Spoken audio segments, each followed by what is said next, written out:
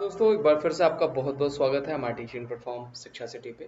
तो दोस्तों एक बार फिर मैं आपके सामने प्रेजेंट करने जा रहा हूँ आज का प्रैक्टिस सेट। दोस्तों मैं आपके लिए अब जो प्रैक्टिस सेट प्रेजेंट करने वाला हूँ ये आपके सारे एग्जामिनेशंस के लिए, चाहे आप एसएससी का एग्जाम देने जा रहा हूँ या फिर रेलवे का एग्जाम देने जा रहा हूँ या फिर डीआरडी या कोई भी एग्जाम जो आप देने जा रहे हो कॉम्पिटेटिव एग्जामिनेशन, सबके लिए ये बहुत ज़्यादा इंपॉर्टेंट है। दोस्तों ये क्लास जल्दी मैं आपको लाइव प्रेजेंट करने वाला हूँ। जल्दी ये क्लास जो होगी वो लाइव होगी और लाइव जो समय मैं रखूंगा वो मैं रखूंगा सुबह 10 बजे।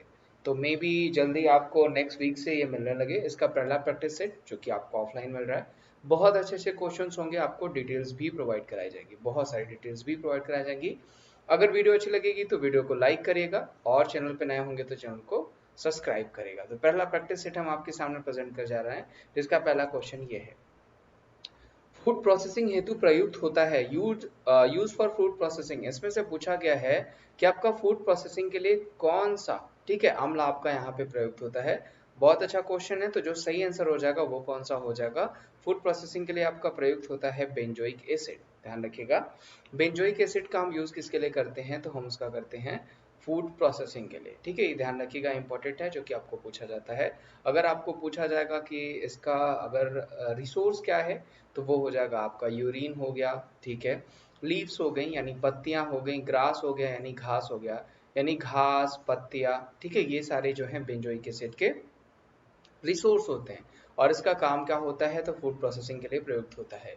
एसिटिक एसिड आपने सुना होगा सिरका, ठीक है, सिरके का जो है कि इसका जो रिसोर्स होता है वो क्या होता है? वो हो जाता है सिरका।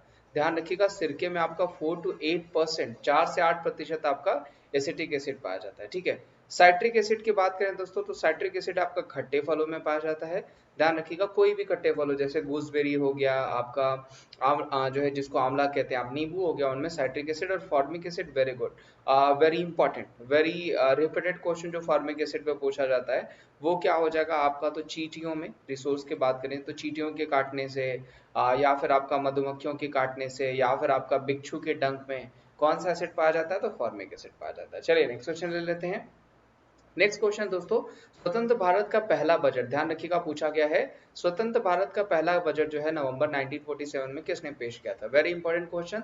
तो वो प्रेजेंट किया था हमारे जो वित्त मंत्री थे, भारत के पहले वित्त मंत्री। यहाँ से एक क्वेश्चन आपको और मिल गया कि भारत का पहला वित्त मंत्री कौन था? तो वो थे षणमुखम शेट्टी जी, उनके द्वारा प्रस्तुत किया गया था आपका जो है भारत का पहला, अगर पूछा जाएगा आपका इंडिपेंडेंट बजट अगर पूछा जाएगा तो वो षणमुखम शेट्टी, अगर रिपब्लिक बजट पूछा जाएगा, गणतांत्रिक बजट, तो वो किसने प्रेजेंट किया था? तो वो जॉन मथाई ने प्रेजेंट किया था। ध्यान रखिएगा, किसने प्रेजेंट किया था? तो वो जॉन मथाई ने प्रेजेंट किया था, अगर गणतांत्रिक पूछा जाएगा। अगर मान लीजिए पूछा जाता है भारत का पहला बजट, वहां पे स्वतंत्र नहीं रखता है, सिर्फ पहला बजट पूछा जाता है, तो वो 1860 में जेम्स विल्सन ने प्रेजेंट किया था। ध्यान रखिएगा, किसने प्रेजेंट किया था? तो जेम्स विल्सन ने 1860 में। ये भी क्वेश्चन आपको पूछा जाता है। इस क्वेश्चन का आंसर क्या हो जाएगा? वो हो जाएगा आर के षणमुखम शेट्टी। दोस्तों यहाँ पे मैं आपको बहुत सारी डिटेल्स प्रोवाइड कराऊंगा क्योंकि ये डिटेल्स आपके लिए बहुत ज्यादा इंपॉर्टेंट है। उम्मीद है वीडियो आपको अच्छी लग रही होगी। तो वीडियो अच्छी लग रही होगी तो लाइक करिएगा और चैनल पे नए हैं तो चैनल को सब्सक्राइब करना बिल्कुल मत भूलिएगा। मैं बहुत अच्छे अच्छे कोर्सेज आपके एग्जाम्स के लिए लेकर आऊंगा और एक प्रॉपर एग्जाम्स को भी हम फॉलो करेंगे। ठीक है, the bitterness of cucumber is due to present of it. पूछा गया है खीरे का कड़वापन किसकी उपस्थिति के कारण होता है? कुकुरबिटेसिन, टैनिन, करक्यूमिन या फिर कैसिन। तो जो सही आंसर हो जाएगा दोस्तों वो हो जाएगा आपका खीरे का कड़वापन जो होता है वो कुकुरबिटेसिन के कारण होता है। जबकि टैनिन क्या करता है? ये आंवले में कड़वापन जो होता है वो किसके कारण? वो टैनिन के कारण होता है। ध्यान रखिएगा। कुरक्यूमिन की बात कर लें तो ये आपका हल्दी में पीला रंग कुरक्यूमिन की वजह से, और कैसिन क्या करता है? तो दूध में सफेद रंग, अगर पूछा जाएगा दूध में सफेद रंग किसकी वजह से? तो वो कैसिन की वजह से। फिलहाल इस क्वेश्चन का आंसर क्या हो जाएगा? वो हो जाएगा आपका कुकुरबिटेसिन। इस क्वेश्चन का आंसर क्या हो जाएगा? वो हो जाएगा कुकुरबिटेसिन। नेक्स्ट क्वेश्चन, हाल ही में आरबीआई ने सुनील गुरबख्शनी को किस बैंक का एमडी और सीईओ नियुक्त करने की मंजूरी दी है? Recently RBI has approved the appointment of Sunil Gurbaxani as MD and CEO of which bank? Options आपके पास करुण bank, Dhanlaxmi bank, Punjab national bank या फिर इनमें से कोई नहीं। तो जो सही आंसर हो जाएगा वो क्या हो जाएगा आपका? वो हो जाएगा आपका धनलक्ष्मी बैंक। सुनील गुरबख्शनी को धनलक्ष्मी बैंक का जो है कि सीईओ बनाया गया है। जबकि करुण वैश्य बैंक का पूछा जाएगा, अगर आपको करुण वैश्य बैंक का, तो वो पीआर से शादी हो जाएंगे। और अगर आपको पंजाब नेशनल बैंक पूछता है तो वो हो जाएंगे मल्लिका अर्जुन राव। कौन हो जाएंगे? मल्लिका अर्जुन राव। ये ध्यान रखिएगा, इसको लिख लीजिए क्योंकि दोबारा जब मैं प्रैक्टिस सेट कराऊंगा तो अगर ये आता है तो आपको फिर से याद हो जाएगा। इस क्वेश्चन का आंसर धनलक्ष्मी बैंक। ठीक है, इस क्वेश्चन का आंसर धनलक्ष्मी बैंक होगा। नेक्स्ट क्वेश्चन, भारतीय संविधान के अंतर्गत मूल अधिकारों का संरक्षक कौन है? तो ध्यान रखिएगा, भारतीय संविधान के अंतर्गत मूल अधिकारों का जो संरक्षक होता है वो कौन होता है? तो वो न्यायपालिका होती है, judiciary. Very important question, judiciary जो होती है वो भारतीय संविधान के अंतर्गत मूल अधिकारों का संरक्षक होती है। ठीक है, अगर अमेंडमेंट पूछा जाएगा तो संसद करता है, अगर सस्पेंशन पूछा जाएगा मूल अधिकारों का तो वो राष्ट्रपति करते हैं। मूल अधिकारों को ध्यान रखिएगा 12 से 35 आर्टिकल तक रखा गया और तीसरे भाग में रखा गया। किस भाग में? तीसरे भाग में रखा गया। ठीक है, ये इंपॉर्टेंट है। नेक्स्ट क्वेश्चन, गवर्नर जनरल के समय भारत में कांग्रेस की स्थापना हुई थी? Very important question. किस गवर्नर जनरल के समय भारत में कांग्रेस की स्थापना हुई थी? तो वो कौन थे? तो वो थे Lord Dufferin. During which governor general was the Congress established in India? तो वो हो जाएंगे लॉर्ड डफरिन। ध्यान रखिएगा 1885 में हुई थी कांग्रेस की स्थापना। किसने करी थी? तो वो करी थी एओ ह्यूम ने। Very important. ठीक है, चलिए नेक्स्ट क्वेश्चन, हाल ही में उपराष्ट्रपति एम वेंकैया नायडू को किस देश की सर्वोच्च नागरिक सम्मान the order of green crescent से सम्मानित किया गया है? ऑप्शन है कमाकोस, मालदीव, इंडोनेशिया या फिर गिनी। तो जो सही आंसर हो जाएगा वो हो जाएगा कमाकोस। कमाकोस कंट्री, ऑप्शन ए जो है आपका बिल्कुल सही। कमाकोस कंट्री ने उपराष्ट्रपति एम वेंकैया नायडू को the order of green crescent award से सम्मानित किया है। अगर दोस्तों आपको पूछा जाएगा कि वेंकैया नायडू अवार्ड किसे दिया गया है इस बार, तो वो दिया गया है एम एस स्वामीनाथन जी को। ध्यान रखिएगा, एम एस स्वामीनाथन जी को कौन सा अवार्ड दिया गया है? तो इनको वेंकैया नायडू अवार्ड दिया गया है। अगर आपको Venkaiah Naidu social service award पूछ लेता है कि Venkaiah Naidu social service award किसे दिया गया है, ये भी ध्यान रखिएगा। वो अगर पूछ लेता है तो वो हो जाएगा आपका जो हो जाएंगे आपके गट्टा मणिरत्नम। गट्टा मणिरत्नम को कौन सा अवार्ड दिया गया है? तो इनको दिया गया है आपका the order of green sorry Venkaiah Naidu जो है कि सोशल सर्विस अवार्ड। जबकि ऑर्डर ऑफ ग्रीन क्रिसेंट किसे मिला है? तो वो हमारे वेंकैया नायडू जी, हमारे उपराष्ट्रपति जी को। और किस कंट्री ने दिया है? तो वो दिया है कामाकोस ने। किसने? कामाकोस कंट्री ने। नेक्स्ट क्वेश्चन ले लेते हैं, लोकसभा 2019 की सबसे युवा सांसद चंद्राणी मुर्मू जो है किस राज्य से संबंधित थी? तो देखिए जो सही ऑप्शन हो जाएगा वो कहाँ से हो जाएगा? वो संबंधित थी ओडिशा से, बीजेडी दल से थी, बीजू जनता दल पार्टी से थी। और सबसे युवा सांसद कौन थी? तो वो थी चंद्राणी मुर्मू। क्वांझोर, ध्यान रखिएगा, क्वांझोर जो सीट से ये चुनाव लड़ी थी। उसके अलावा जो अगर आपको सबसे ओल्डेस्ट पूछा जाता है, ठीक है, सबसे अगर अगर आपको ओल्डेस्ट अगर सांसद पूछा जाता है तो वो कौन हो जाएंगे? वो हो जाएंगे आपके फारूक अब्दुल्ला। ध्यान रखिएगा, वो कौन हो जाएंगे? फारूक अब्दुल्ला हो जाएंगे, जो कि कहाँ से?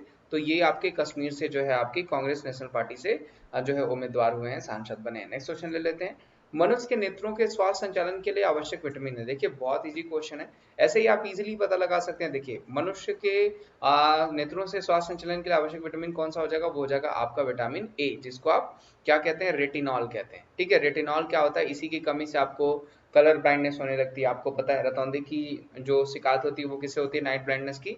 तो वो विटामिन ए की कमी से ही हो जाती है। ठीक है, तो विटामिन ए जो है स्वास्थ्य संचालन के लिए आवश्यक विटामिन कौन सा हो जाएगा? रेटिनॉल। विटामिन ए की खोज किसने करी है? तो वो करी है मैकुलर ने। ध्यान रखिएगा दोस्तों, विटामिन ए से एक बहुत अच्छा क्वेश्चन बनता है। विटामिन ए का स्टोरेज जो है सबसे अधिक यकृत करता है सबसे अधिक टाइम तक, किसका? विटामिन ए का। ठीक है, उसके अलावा विटामिन बी को क्या कहा जाता है? तो इसको कहते हैं थायमिन। विटामिन सी को कहा जाता है एस्कॉर्बिक एसिड। और विटामिन विटामिन के को कहा जाता है फिलोक्विनॉन। ये सब आपको पूछे जाते हैं, ध्यान रखिएगा, फिलोक्विनॉन कहा जाता है। ठीक है, नेक्स्ट क्वेश्चन, इस क्वेश्चन का आंसर हो जाएगा आपका विटामिन ए। ध्यान रखिएगा। नेक्स्ट क्वेश्चन ले लेते हैं, सूर्य किरण 14 संयुक्त अभ्यास भारत और किस देश के बीच हुआ? तो जो सही आंसर है दोस्तों, अभी थोड़ा सा झंझट भी चल रही है, तो वो हो जाएगा आपका नेपाल के साथ। सूर्य किरण 14 संयुक्त अभ्यास भारत और किस देश के बीच हुआ है? तो वो भारत और नेपाल के बीच हुआ है। चलिए नेक्स्ट क्वेश्चन ले लेते हैं, विटामिन ए प्रचुर मात्रा में उपलब्ध होता है। विटामिन ए जो है प्रचुर मात्रा में पाया जाता है, किस में पाया जाता है? तो वो पाया जाता है आपका कैरेट में। ध्यान रखिएगा, कैरेट में जो है प्रचुर मात्रा में पाया जाता है vitamin A. Very important, confirm पूछा जाने वाला क्वेश्चन है आपका। चलिए नेक्स्ट क्वेश्चन ले लेते हैं, विश्व की कुल जनसंख्या का कितने प्रतिशत भारत में है? तो ध्यान रखिएगा, विश्व की कुल जनसंख्या का 16.87, ठीक है, यानी लगभग 17% जनसंख्या भारत शेयर करती है विश्व का पूरा। ध्यान रखिएगा, वेरी इंपॉर्टेंट पूछा जाता है। अगर आपको एरिया पूछा जाएगा तो वो 7वां नंबर हमारा, जबकि पॉपुलेशन पूछा जाएगा तो वो कौन सा हो जाएगा आपका? 16.87। ठीक है, ये ध्यान रखिएगा। नेक्स्ट क्वेश्चन ले लेते हैं, निम्नलिखित में से कौन सा शर्करा तुरंत ऊर्जा प्रदान करता है? तो आई थिंक ये आंसर बहुत इजी आंसर होगा इस क्वेश्चन का। सबसे जल्दी से जो है हमें कौन ऊर्जा प्रदान करता है? तो वो हो जाएगा ग्लूकोज। सबसे तेजी से आपको ग्लूकोज ऊर्जा प्रदान करता है। ध्यान रखिएगा, which sugar in the below provides instant energy, that is glucose. Next question, athlete को निम्नलिखित में से किससे जल्दी और ज्यादा ऊर्जा प्राप्त होती है? दोस्तों ध्यान रखिएगा, जल्दी ऊर्जा प्राप्त करने के लिए एथलीट किस चीज का यूज करते हैं? तो वो यूज करते हैं कार्बोहाइड्रेट का। ठीक है, ध्यान रखिएगा, जल्दी जो है ऊर्जा यूज करने ऊर्जा पाने के लिए किसका यूज करते हैं? तो कार्बोहाइड्रेट का। और लंबे समय तक के लिए किसका यूज होता है? तो वो होता है फैट का। अगर आपको लंबे समय तक के लिए ऊर्जा पूछा जाएगा तो फैट हो जाएगा, और इंस्टेंट एनर्जी अगर पूछा जाएगा तो वो हो जाएगा कार्बोहाइड्रेट। यानी एथलीट को या फिर ह्यूमन को इंस्टेंट एनर्जी कौन प्रोवाइड कराता है? तो वो प्रोवाइड कराता है कार्बोहाइड्रेट। और कार्बोहाइड्रेट और फैट का मेटाबॉलिज्म कौन करता है? तो वो करता है लीवर। ये भी आपका एक नंबर का क्वेश्चन पूछा जाता है। चलिए नेक्स्ट क्वेश्चन ले लेते हैं, प्रतिवर्ती क्रियाओं का नियंत्रण केंद्र कहाँ होता है? Control centres of reversible actions. देखिए बहुत अच्छा क्वेश्चन है, प्रतिवर्ती क्रियाएं होती क्या है? जैसे किसी भी, जैसे आपको मैं एग्जांपल बता देता हूँ, जैसे कोई भी बॉल जब आपके हमारी तरफ आती है तो हमारी आंखों जो आंख होती है वो ऑटोमेटिक बंद हो जाती है, तो ये क्या होते हैं? रिवर्सिबल एक्शंस होते हैं। और इसका जो कमांड होता है, जो कंट्रोलेंस होता है, वो किसके पास होता है? तो वो होता है स्पाइनल कॉर्ड के पास। ध्यान रखिएगा, मेरुरज्जु के पास। प्रतिवर्ती क्रियाओं का नियंत्रण केंद्र कहाँ होता है? तो वो होता है स्पाइनल कॉर्ड में। चले नेक्स्ट क्वेश्चन ले लेते हैं। नेक्स्ट क्वेश्चन दोस्तों, ईईजी का प्रयोग किसकी गतिविधि के लिए किया जाता है? तो दोस्तों देखिए, एक ईसीजी होता है और एक होता है ईईजी। तो यहाँ पे ईईजी पूछा गया, जिसको आप इलेक्ट्रोएन्सेफेलोग्राफ कहते हैं। क्या कहते हैं? इलेक्ट्रोएन्सेफेलोग्राफ कहते हैं, जो कि आपको पूछा जाता है। ठीक है, और ये क्या करता है? तो हमारे जो दिमाग में, जो हमारे जो है कि मस्तिष्क में जो विकार होता है, जो डिसऑर्डर्स होते हैं, तो उन डिसऑर्डर्स के लिए हम किसका यूज करते हैं? तो हम यूज करते हैं आपका ईईजी का। तो इसका आंसर क्या हो जाएगा? वो हो जाएगा ब्रेन। यानी ईईजी का प्रयोग किसकी गतिविधि दर्ज करने के लिए किया जाता है? तो वो किया जाता है मस्तिष्क। ध्यान रखिएगा, इसके फाउंडर कौन है? तो वो हो जाएंगे बर्जर। इसके फाउंडर कौन हो जाएंगे? ईईजी के, तो वो हो जाएंगे बर्जर। वहीं ईसीजी पूछा जाता है तो इलेक्ट्रोकार्डियोग्राफ, वो हार्ट में जो डिसऑर्डर होती है उसके लिए, हार्ट में जो, दिल में जो विकार होता है उसका पता लगाने के लिए हम ईसीजी कराते हैं। जबकि ईईजी किसके लिए होता है? तो वो होता है आपका मस्तिष्क के लिए। चलिए नेक्स्ट क्वेश्चन ले लेते हैं, लोकसभा चुनाव में सबसे बुजुर्ग सांसद कौन बने? अभी जस्ट मैंने आपको ये बता दिया, तो वो क्या हो जाएगा आपका?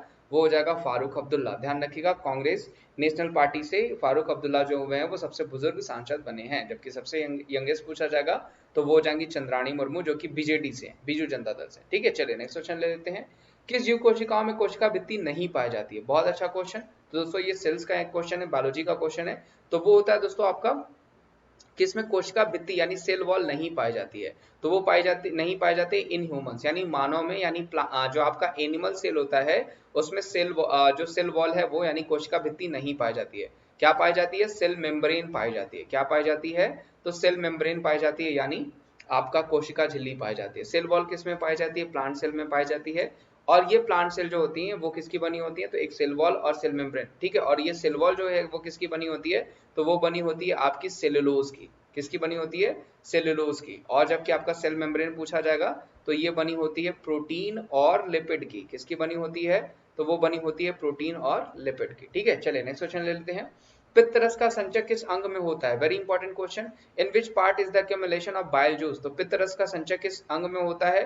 तो यकृत, अमाशय, अग्नाशय या फिर पित्ताशय। देखिए यहाँ पे आपको पूछा गया है जो है स्टोरेज, एक्यूमुलेशन, तो वो कहाँ पे होता है आपका? वो होता है गाल ब्लैडर में। अगर यही पूछता सेक्रेशन यानी बहाव कहाँ पे होता है? तो वो होता है आपका यकृत में, यानी लीवर में। अगर आपको बहाव पूछता तो वो लीवर हो जाता, लेकिन यहाँ पे पूछा क्या है?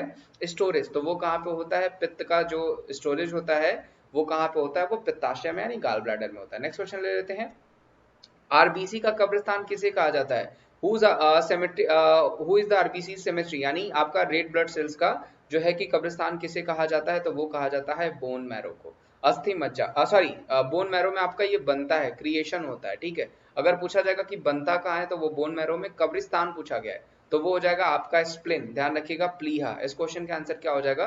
वो हो जाएगा प्लीहा। स्प्लिन में बनता है, जब स्प्लिन में जो इसकी डेथ होती है यानी कब्रिस्तान कहा जाता है। जबकि अगर पूछा जाएगा क्रिएशन कहाँ पे, तो वो बोन मैरो में होता है। ठीक है, ये ध्यान रखिएगा। आरबीसी लाइफ टाइम कितनी होती है? 120 दिन, 120 दिन, 120 डेज होती है, ध्यान रखिएगा। ठीक है, नेक्स्ट क्वेश्चन पे चलते हैं, आधुनिक आवर्त सारणी में तत्वों को व्यवस्थित किया गया है। How are the elements integrated into modern periodic table? Option है decreasing atomic weight, increasing atomic weight, increasing atomic volume या फिर इंक्रीजिंग एटॉमिक नंबर। तो देखिए दोस्तों, आधुनिक आवर्त सारणी किसकी है? वो है मोस्ले की। ठीक है, किसकी है? वो है मोस्ले की। और मोस्ले ने किसकी खोज करी थी? तो इन्होंने किया जो है आपका एटॉमिक नंबर का। ठीक है, किसका खोज किया है? तो इन्होंने खोज किया एटॉमिक नंबर का। तो जाहिर सी बात है इनका जो आवर्त सारणी होगी वो भी किस पे होगी? तो वो भी एटॉमिक नंबर पे ही बेस्ड होगी। तो यहाँ पे दिया हुआ बढ़ते हुए परमाणु भार गलत हो जाएगा आपका, ठीक है। घटते हुए परमाणु भार गलत हो जाएगा, बढ़ते हुए परमाणु आयतन गलत हो जाएगा, बढ़ते हुए परमाणु संख्या में यानी इंक्रीजिंग एटॉमिक नंबर। तो जो सही आंसर हो जाएगा वो क्या हो जाएगा? Option D. नेक्स्ट क्वेश्चन ले लेते हैं दोस्तों। हाल ही में किस भारतीय खिलाड़ी ने गैंडों को बचाने के लिए अभियान शुरू किया है? तो वो किया दोस्तों किसने? वो किया रोहित शर्मा ने। और उसका नाम क्या रखा गया है? तो वो रखा गया दोस्तों रोहित फॉर राइनोस। ध्यान रखिएगा, रोहित फॉर राइनोस जो है कैंपेन चलाया गया रोहित शर्मा के द्वारा, जिसमें एक सिंगी जो वन हॉर्न राइनोसोरस है उनको बचाने के लिए रोहित शर्मा ने ये कैंपेन स्टार्ट करा है। नेक्स्ट क्वेश्चन ले लेते हैं। आवर्त सारणी के दूसरे आवर्त में तत्वों की संख्या कितनी है? तो देखिए दोस्तों आपका मैं आपको बता दूं 7 पीरियड है, टोटल 7 आवर्त है। पहले में आपका 2 है, दूसरे में 8 है, तीसरे में 8 है, चौथे में 18 है, पांचवें में 18 है, छठवें में आपका 32 है और सातवें में रेस्ट ऑफ एलिमेंट है। ठीक है, जितने भी एलिमेंट बचते हैं उसको सातवें में रखते हैं। तो पूछा कौन सा गया है? आवर्त सारणी के दूसरे आवर्त में। तो पहले में 2 हो गया, दूसरे में 8 है, तो जो सही आंसर हो जाएगा वो क्या हो जाएगा आपका? वो 8 हो जाएगा। तीसरा पूछा जाता तो भी 8 होता, चौथा पूछा जाता 18, पांचवा पूछा जाता 18, छठवां पूछा जाता तो 32। लेकिन पूछा कौन सा है? वो पूछा है आपको दूसरा, तो उसमें कितने एलिमेंट हो जाएंगे? वो हो जाएंगे 8। नेक्स्ट क्वेश्चन ले लेते हैं। हाल ही में किस बैंक ने ग्राहकों के लिए वाइस बैंकिंग शुरू जो है कि सेवा लॉन्च करी है? तो वो कौन सा बैंक हो जाएगा दोस्तों? वो हो जाएगा आईसीआईसीआई बैंक। और इसके अगर सीईओ पूछा जाएगा तो वो कौन हो जाएंगे? वो हो जाएंगे संदीप बख्शी। कौन हो जाएंगे? वो हो जाएंगे संदीप बख्शी। चलिए नेक्स्ट क्वेश्चन ले लेते हैं। नेक्स्ट और लास्ट क्वेश्चन दोस्तों, हाल ही में food processing conference was held, खाद्य प्रसंस्करण सम्मेलन का आयोजन कहाँ पे हुआ है? तो वो हुआ है लद्दाख में। दोस्तों यहीं से हमने क्वेश्चन शुरू किया था और यहीं पे हमने आपको क्वेश्चन खत्म भी कर दिया। Recently food processing conference was held, तो वो हुआ था आपका लद्दाख में। और हमारे फूड प्रोसेसिंग मिनिस्टर हैं कौन? तो वो है हरसिमरत कौर। ध्यान रखिएगा कौन है? तो वो हो जाएंगे हरसिमरत कौर। आज के लिए बस इतना है दोस्तों। उम्मीद है ये सेशन आपको अच्छा लगा होगा। मैं फिर से कहूंगा कि अगर ये आपको सेशन अच्छा लगा है तो बिल्कुल सेशन को लाइक करिएगा। और जल्दी ही आपका लाइव क्लास स्टार्ट होगा जो कि रोज सुबह 10 बजे होगा, मैं आपको बता दूंगा। और चैनल पे नए हैं तो चैनल को सब्सक्राइब करना बिल्कुल मत भूलिएगा। Thank you so much, take care. मिलता हूं मैं आपको नेक्स्ट सेशन में, तब तक के लिए good bye, thank you so much, bye bye.